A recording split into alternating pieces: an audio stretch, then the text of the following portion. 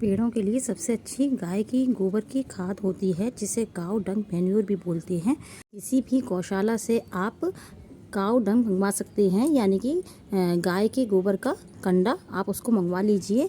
या तो इस तरीके से चूरा करके सुखा दीजिए धूप में, या फिर उन्हीं के यहाँ से इस तरीके का आप चूरा मंगवा लीजिए और थोड़ा सा पहले धूप लगा दीजिए। यदि गीला रहेगा तो उसमें कीड़े पड़ जाएंगे। आप अपने सभी पौधों में डाल सकते हैं, या तो आप इसी तरीके से थोड़ा थोड़ा अपने पौधों में डाल दीजिए, वरना आप किसी पानी में इसको डाल दीजिए। आधे घंटे के लिए भीग जाए जब ये, तो उसके बाद उस पानी में थोड़ा सा पानी और मिला लीजिए और उसके बाद उस पानी को सभी गमलों में डाल दीजिए। पेड़ों के लिए ये खाद सबसे अच्छी रहती है।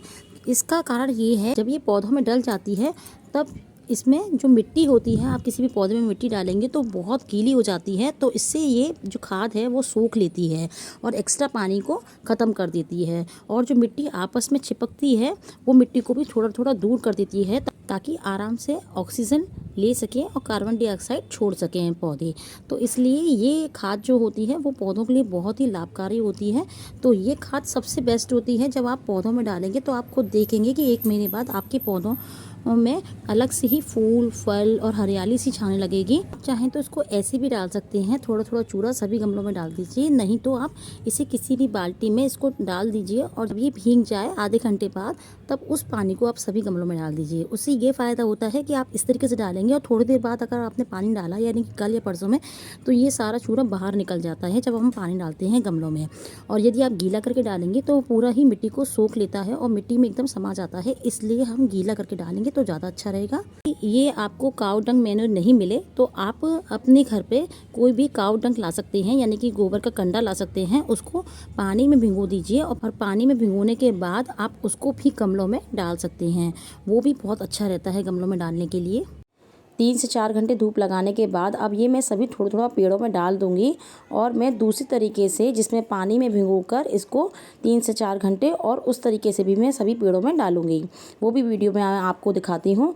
तो बस थोड़ा थोड़ा इसमें हम सभी गमलों में डाल देंगे और डालने के बाद हम इसे 3 से 4 दिन के लिए इस तरीके से छोड़ देंगे और पानी थोड़ा कम कम डालेंगे, खाद बाहर गिर ना सके। तो बस इसे ऐसे ही छोड़ देंगे और दूसरी तरीके से हम पानी में भिगो के भी इस खाद को डालेंगे। वो वीडियो में मैं आपको आगे दिखाती हूँ। लेकिन साल में एक बार गोबर की खाद ज़रूर डालनी चाहिए, इससे पेड़ में फल फूल सभी चीज़ में बहुत वृद्धि होती है।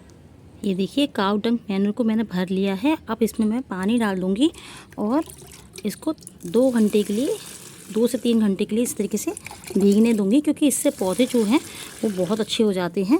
तो आप इस बात का ध्यान रखिए कि सूखे की अपेक्षा आप इसको इस तरीके से डालेंगे तो पौधों में ज़्यादा काम करेगा। क्योंकि जब हम पेड़ों में पानी डालते हैं तो ये ऊपर की तरफ रहता है तो वो बह जाता है, या फिर आपको थोड़ी सी गुड़ाई करके डालना पड़ेगा। उसके लिए सबसे ईजी तरीका यही है कि आप इसको इस तरीके से 2-3 घंटे के लिए पहले भीगने दीजिए और जब ये भीग जाएगा उसके बाद मैं इसमें थोड़ा सा पानी और मिला लूँगी।